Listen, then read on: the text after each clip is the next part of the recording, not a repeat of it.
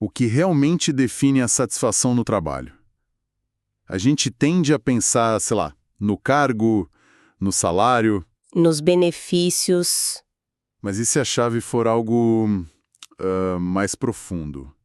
Algo que a gente nem sempre consegue nomear. Exato. Na nossa análise de hoje, vamos explorar justamente isso, com base num material fascinante que compara duas profissões que, assim, à primeira vista, parecem de universos opostos. Um zelador de hospital e um professor de ensino fundamental. Uhum. A missão é desvendar um modelo chamado PERMA e entender como a história que a gente conta para si mesmo sobre o nosso trabalho, como ela pode ser mais poderosa do que a realidade objetiva dele. Ok, vamos mergulhar nisso. É uma ótima forma de colocar. Porque o modelo PERMA, que veio da psicologia positiva, é basicamente uma ferramenta para a gente entender o que compõe essa história que nos faz, sabe, florescer. É um acrônimo, e cada letra representa um pilar do bem-estar. Em português, a gente tem P de emoção positiva, Certo? E de engajamento, R de relacionamentos, M de significado e A de realização. Certo, 5 pilares, e a ideia é que não adianta ter só um deles lá em cima, né? Precisa de um equilíbrio entre eles. Exatamente, eles funcionam meio como os nutrientes de uma planta. Um só não sustenta o crescimento, entende? E o interessante é que quando a gente usa esses 5 pilares para analisar os dois casos que temos aqui, o resultado nossa vira de cabeça para baixo as nossas expectativas sobre o que é um bom trabalho. Então vamos começar por aí. O material nos apresenta este zelador médico, um trabalho que, sei lá, muita gente poderia considerar desgastante, talvez até invisível, mas, sob a ótica do PERMA, a história é outra, né? Ele pontua alto em tudo. Como é que isso funciona na prática? Funciona de uma forma surpreendente. Vamos pegar o primeiro pilar, emoção positiva. Ele não se sente apenas ok com o trabalho. O material descreve um sentimento de orgulho genuíno. Ele não está só limpando, ele se vê como, tipo, a primeira linha de defesa, criando um ambiente seguro para os doentes se recuperarem. Tem uma alegria nisso. Entendi o orgulho na missão e o engajamento. Confesso que essa parte me deixa um pouco cético. O texto fala que ele experimenta um estado de fluxo, mas limpando um chão, a maioria das pessoas não descreveria um trabalho de limpeza como algo em que se perde a noção do tempo. É uma ótima provocação e é o ponto que mais surpreende mesmo. Mas o material argumenta que o fluxo, ele não está na tarefa em si, Certo. está na maestria, no ritmo, sabe? Pensa, tipo, num chefe de cozinha picando legumes. A tarefa é repetitiva. Sim, mas tem uma técnica ali. Exato. A velocidade, a precisão, a eficiência. É aí que mora o engajamento. Para este zelador era a mesma coisa, ele desenvolveu um sistema, um ritmo, uma forma de executar o trabalho com excelência que o absorvia completamente. O mundo ao redor sumia. Essa analogia do chefe faz todo sentido. É a busca da perfeição no que parece mundano. Ok, me convenceu. E quanto aos relacionamentos? Imagino que num hospital ele não trabalhe exatamente isolado. Longe disso. Esse é outro pilar fortíssimo para ele. Ele tem interações constantes e positivas. Pacientes que agradecem, enfermeiros que o reconhecem como parte essencial da equipe, sabe? Médicos que param para conversar. Ele não é uma figura anônima no corredor. Ele é parte integrante e valorizada do ecossistema de cuidado daquele lugar. O que nos leva ao significado, que me parece ser o coração de tudo isso para ele. Sem dúvida. Ele não se vê como alguém que limpa sujeira. A percepção dele é: eu cuido dos doentes e protejo a comunidade. É uma missão. Ele conecta a tarefa diária dele a um propósito muito, muito maior, que é a saúde e a segurança de centenas de pessoas. Essa conexão transforma completamente o valor do que ele faz. E por último, a realização. Como é que ele mede o sucesso no dia a dia? De forma muito concreta, o material dá um exemplo fantástico. A sensação de vitória ao limpar e preparar um quarto de hospital em tempo recorde. Para ele, isso não é só mais um quarto limpo. É um leito essencial que agora está disponível para um novo paciente que precisa de cuidados urgentes. É uma realização diária, tangível e com impacto direto na vida de alguém. Uau! Ok. O quadro do zelador está claro. É um trabalho cheio de propósito, do jeito que ele o enxerga. Agora vamos ao contraste, que é o que torna isso tão poderoso. O professor de ensino fundamental. Uma profissão que, em teoria, a gente associa imediatamente a propósito, a significado. Mas a realidade dele, segundo o material, é o oposto completo. É uma inversão de 180 graus. E o que é fascinante aqui é que, em todos os 5 pilares onde o zelador prospera, o professor murcha. Começando pela emoção positiva. Em vez de orgulho, ele sente tédio, desvalorização. A alegria de ensinar se perdeu. E o engajamento, o tal do fluxo, imagino que para um professor isso seja ainda mais difícil de alcançar. Praticamente impossível na situação descrita. Se o zelador tinha um ritmo que o absorvia, a experiência do professor é de interrupção constante. É um aluno com mau comportamento aqui, uma questão administrativa ali, um pai reclamando acolá, ele está sempre apagando incêndios. Nunca consegue mergulhar de verdade no planejamento de uma aula ou na conexão com os alunos, não tem espaço para imersão. Nossa, que descrição desoladora. É de partir o coração porque todo mundo já teve um professor assim. E a gente sente o peso dessa frustração na sala de aula. E os relacionamentos, que eram uma fonte de força para o zelador, aqui se tornam um problema. Exatamente. Para o professor, são uma fonte de conflito, de desgaste.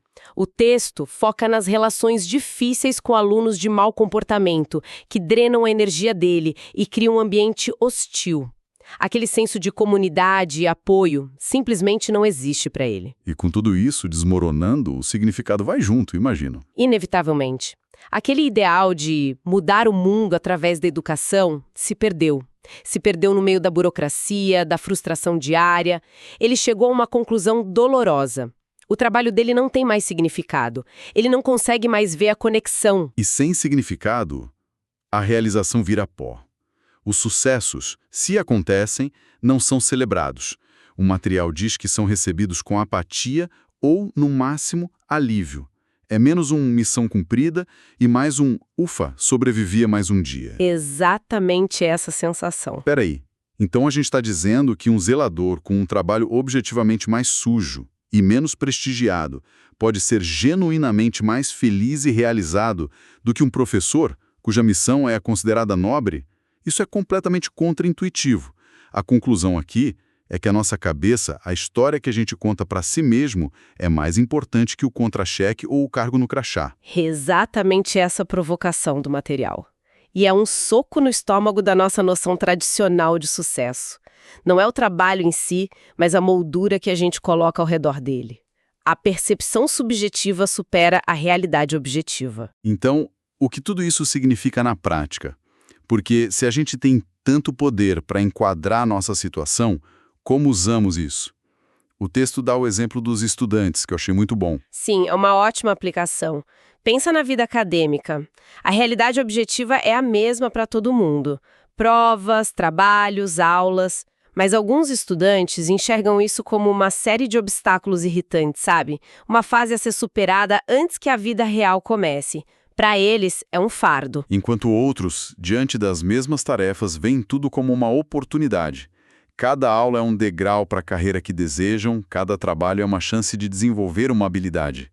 A moldura mental muda completamente a experiência de sofrimento para uma de crescimento. E essa capacidade de reenquadramento não afeta apenas a nós mesmos. Ela reverbera e impacta as pessoas ao nosso redor. O material aponta que a gente pode ativamente aumentar o bem-estar dos outros. Isso é fascinante, se uma pessoa pode reenquadrar a própria realidade. Fico pensando no poder que um líder, um chefe, tem de ajudar ou atrapalhar nesse processo. Porque ele pode criar um ambiente que favorece esse reenquadramento ou um que o destrói completamente, certo? Com certeza. E é aqui que a aplicação prática para a liderança fica bem interessante. O material nos dá 2 exemplos hipotéticos que ilustram isso perfeitamente. Primeiro, o cenário positivo. Imagina o diretor da escola, do nosso professor desmotivado. Em vez de ignorá-lo ou rotulá-lo como um mau funcionário, o diretor senta com ele e pergunta: o que te trouxe para a educação em primeiro lugar? O que te daria energia de novo? E ele descobre que esse professor, apesar de exausto com a sala de aula, tem um talento incrível para criar programas extracurriculares inovadores. Ensinar ao professor um caminho para reencontrar o significado e a realização. Ele transforma esgotamento em engajamento. O professor sai do modo sobrevivência e volta a ser um membro criativo e valioso da equipe. Um gesto de liderança que muda tudo. Agora, qual é o contra-exemplo? O que um mau líder faria? O mau líder faria o que o supervisor do nosso zelador faz no segundo exemplo. Imagina que esse supervisor, obcecado com eficiência, decide que o zelador está perdendo tempo conversando com pacientes e colegas. Ele baixa uma regra. A partir de hoje, seu único trabalho é limpar, sem conversas. Ele basicamente arranca os pilares que sustentavam o bem-estar do zelador. Ele destrói tudo. O engajamento pode até continuar por um tempo, mas os relacionamentos, o significado e a sensação de realização comunitária são pulverizados. A longo prazo, a instituição perde um funcionário exemplar, a qualidade do ambiente para os pacientes cai, e tudo em nome de uma métrica de eficiência mal concebida. Isso reforça uma ideia muito importante. Um chefe que se preocupa com o bem-estar dos funcionários não está sendo legal, está sendo inteligente. É uma decisão de negócio. Precisamente. E há uma teoria científica que explica o porquê. É a teoria Broaden and Build, ou ampliar e construir, da psicóloga Barbara Fredrickson. A pesquisa dela mostra que emoções positivas fazem mais do que nos dar um bem-estar momentâneo. Elas literalmente ampliam nossos horizontes mentais. O que isso quer dizer na prática? Ampliar horizontes. Quer dizer que quando a gente está num estado emocional positivo, a gente se torna mais criativo, mais aberto a novas ideias, melhor em resolver problemas complexos e mais resiliente. A gente constrói recursos pessoais, sociais, psicológicos e até físicos que nos servem a longo prazo. Um funcionário feliz não é só mais produtivo hoje, ele se torna um ativo mais valioso para o futuro da organização. Ou seja, investir no bem-estar da equipe não é um custo, é um catalisador de inovação e crescimento.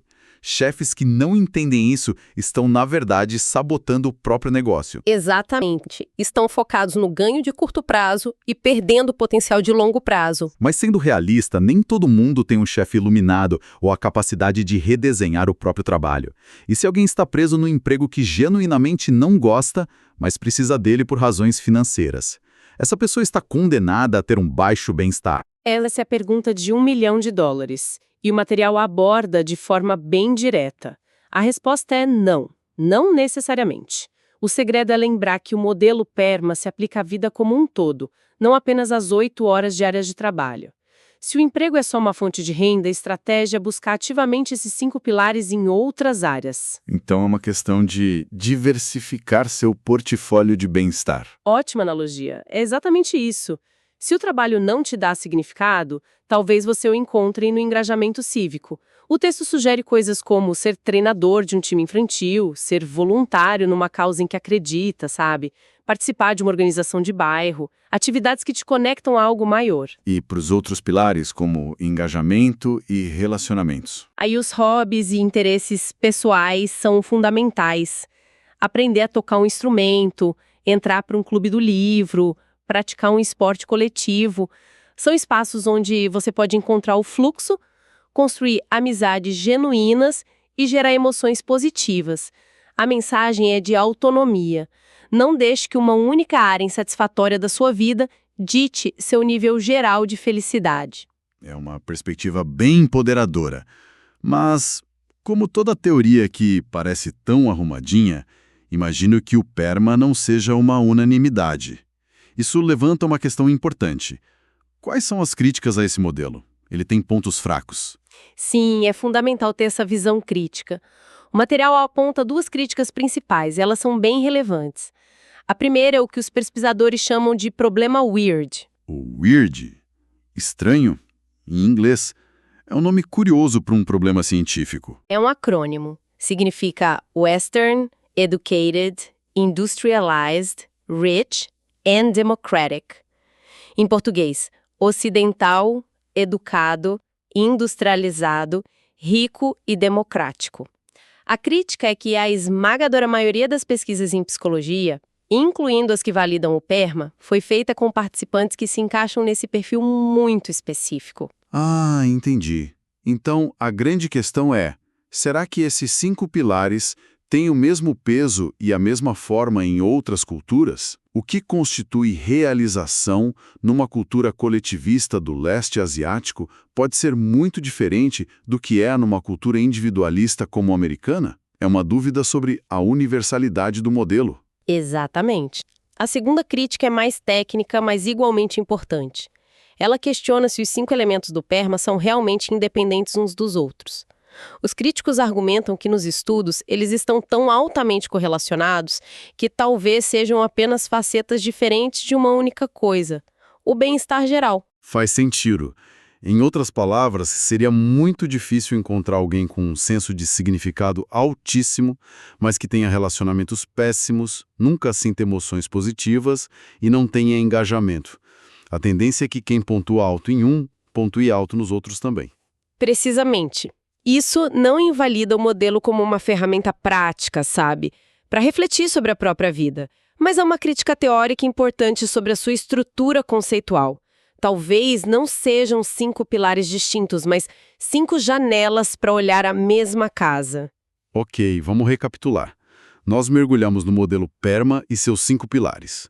Emoção positiva, engajamento, relacionamentos, significado e realização. Vimos, através do contraste chocante entre o zelador e o professor, o poder incrível que a nossa perspectiva tem para moldar o nosso bem-estar.